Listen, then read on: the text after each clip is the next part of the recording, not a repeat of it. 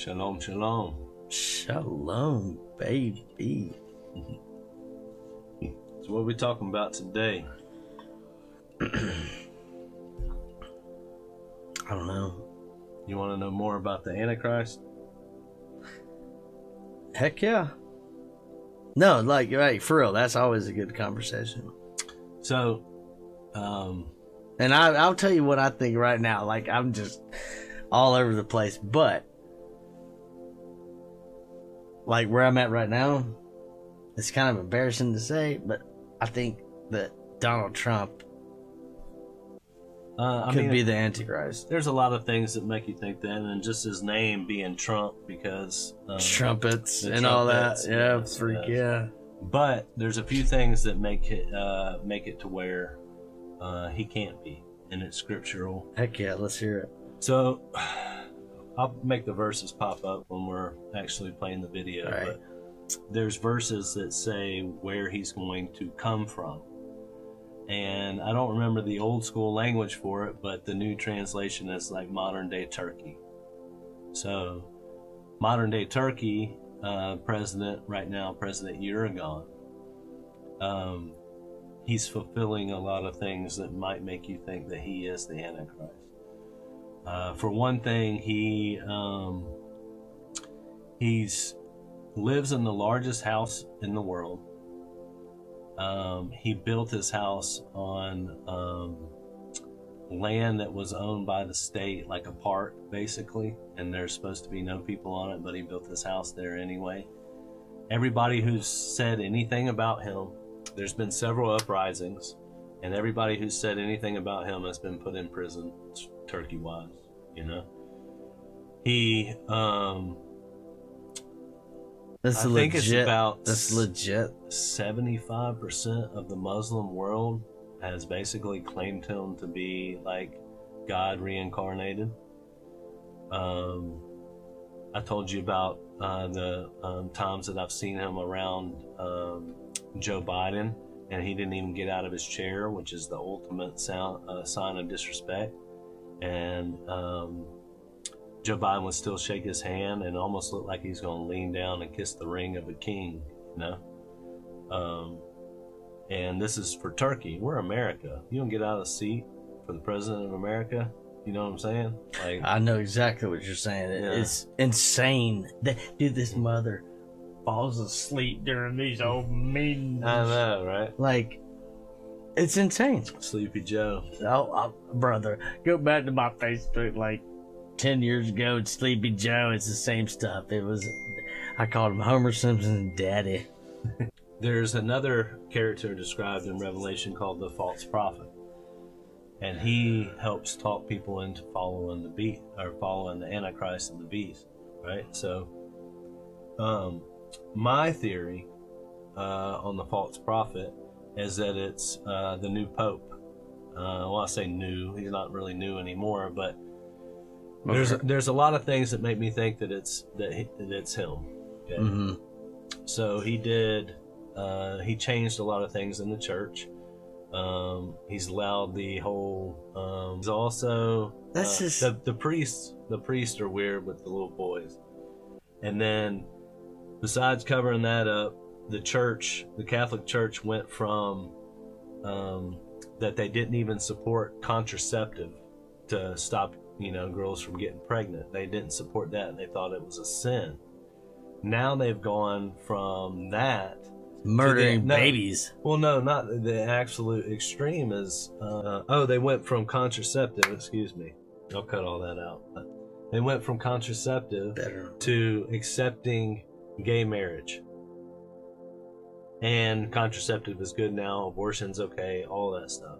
So it makes me think that this is the transition with this new pope. Plus there's something else that's out there called the prophecy of Malachi. It's not a biblical prophecy, it's the prophecy of the popes. And so far it has predicted every single pope, what their pope name will be, because they change their name when they become pope. And no, I don't know that, brother. No. You're teaching me that. All I'm doing is wagging my head up and down like, yo, I don't know this. Tell me. All right, we're gonna have to back this old. Yeah, no, actually, keep where you're going, and then we'll talk about that later. But prophecy in Malachi says that it leads all the way up to the Pope that we have now, and the names that they've been given. A little bit about what they do and what they'll be known for, but it claims that the Pope that we have now will be the last Pope. Mm-hmm. And there's all this other people, dreams, prophecies, all this stuff that I've been hearing from folks that a lot of people are saying that Trump will be our last president. And there's a book, and I don't know the title, I have to find it, but it was written, I believe, in the early 1800s, and it is a book that says it's about a kid named Baron Trump. Brother, I know. And it says that his father would be the last president of the United States. All right. So after this cast, I'm gonna buy this book. Because apparently it is definitely 100% a book, and it's Baron Trump book. I don't know the title. We'll put it up on the screen. Yeah, it's about his son, Baron Trump. I've heard it the same crap too, dude. Yeah. And that's too. And then of course the other big thing is Trump put Elon Musk in charge of some things to do with our government, and I forgot what branch it was, but you're gonna take the guy that invents the mark of the beast, and now he's in charge of a part of our government. You say that he has not mentioned the mark of the beast, but he's got the technology for it. He has the technology for it, for sure. And he's already putting it in people's heads. You know, he is putting it in their heads, brother. Like, there's no doubt about it. Like, I put a computer chip in my brain. What can you do to your computer at home when you feel like it? You can hit shutdown. What do you think the government can do when they feel like shutting you down? Just hit the shutdown on your freaking thing and makes your brain spaz out and you're done. You know what I mean? But so this is what jacks me up. It's kind of disrespectful and all, but like, I don't think my mom knows how so close we are to the end of times. And I say that because, I don't know, it's just, you know how old folks are, It's tough talking to the old school about it because they've been taught a certain thing their whole life. But I'll tell you this, don't give up, just be patient, because my father has come around, especially with the situation I've been in, to realize that the world's not this little blissful place that he thought it was, and that everything doesn't work out perfectly, and that the majority of people in charge are corrupt. Not just at the presidential level or whatever you want to say it, but literally right down the street at your local government. I've experienced it. So if you're in politics, or, forgive me, but I'm going to say this right now, if you're a police officer, I have to second question your motives about life because of how I've been treated personally. Yeah? I would have to say heck yeah, but you know, probably most of the police honestly would be like, yeah, I get what you're saying, because there's a lot of shitheads out there.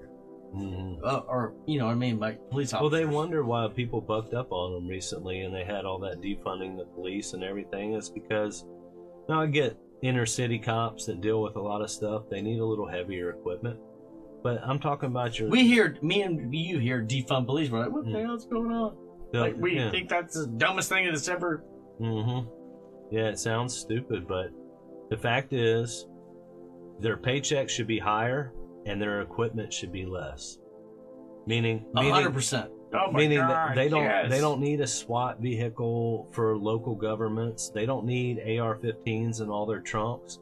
Now, granted, in case of a wild emergency, because we've had school shootings, whatever, yeah, there needs to be a few cops that carry the ARs, but they need to be upgraded cops. The average cop should not have an AR-15 in his trunk. It just shouldn't be that way. They should have a 12-gauge shotgun, old school style. Whatever. They're lucky they get to carry Glocks. We used to make them carry freaking revolvers. They're not supposed to be so controlling. They're supposed to try to help the people, protect and serve. Not just serve you a warrant, but protect and serve you. You're supposed to look out for your local people. That's what you take on the job for. So this is Enoch, the first book of Enoch, chapter 14, verse 8. And the vision was shown to me thus, behold, in the vision clouds invited me, and in the midst summoned me, and the course of the stars and the lightnings sped and hastened me, and the winds in the vision caused me to fly, and lifted me upward, and bore me into heaven. And I went till I drew nigh to a wall which was built of crystals, and surrounded by tongues of fire, and it began to affright me. And I went into the tongues of fire, and drew into the large house which was built of crystals, and the walls in the house were like a tessellated floor made of crystals. So here's something crazy to think about. I'll tell you a bunch Enoch's having this wild trip going into heaven, right? It's like he's tripping for sure, bro. I'm telling you. Crystals everywhere. Is he have a third eye or what? Here's the crazy thing. I think that he actually went there, but it always could be in his mind. God's that powerful to show us visions in our mind. 100%. Yeah. So whether 100%. I mean, I thought that was just a given. Mm-hmm. So what's crazy about this is it says walls were built of crystal and surrounded by tongues of fire, and it began to affright me, which shows that Enoch was scared of the tongues of fire. And then it says, and I went into the tongues of fire. Yeah, I know it. I remember reading that.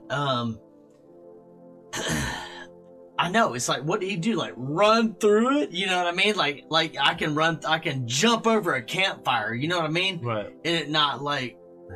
It was wild to me to think about was how, in my situation, I told you when I was looking at Jesus' feet, I couldn't look up. This dude walked into a tongue of fire. So I want to tell you, Enoch's on a certain level that some of us aren't, because he saw something that he was very fearful of. For a purpose. And just walked right into that because he knew God was about the whole situation happening, you know? Enoch is the prophecy that the guy that has only seen angels, only seen heaven, only seen hell, only seen the middle, He's seen only everything. seen the... He was... It says that our government will take anything that is an advantage to us personally, something that we could use to be something good, and they turn it into a weapon. They do that with everything. So, just like we use nuclear power to power things, but it can also be used to destroy things. When I found out about chemtrails, I thought it was a new thing because I just observed it in the sky. But of course, whatever we think is new, they've had it for a while. Come to find out, first chemtrailing that I know of was done in the done in the Vietnam War, and it was to flood the Ho Chi Minh Trail. The reason they wanted to flood the Ho Chi Minh Trail is because all their supplies were coming in from China through the Ho Chi Minh Trail and into Vietnam so that they could fight the war. So they thought, we'll flood the trail and it'll stop the supplies from coming in, which they did, but they underestimated the strength and resilience of the Vietnamese people. And they marched right through that mud and they toted all that stuff through it. Remember in Forrest Gump, he said it rained for 3 months or whatever he said. Big old fat rain, small rain, all kinds of, he's talking about rain. Me and Bubba had to sleep with our heads propped up, all that stuff. He's talking about the chemtrailing that went on during that time, and they flooded the trail and it made it rain for months, right? So it's been going on since then. But weather warfare goes to the United Nations, signed a treaty with all the different countries that we can use. Why would you want to do that? Think about it. Why would you want to send a hurricane to your own people? Relocation. I mean, only thing that I can think of is, like, the obvious thing for me to think would be population control. It's always about that for me. And relocation. If you think of Katrina,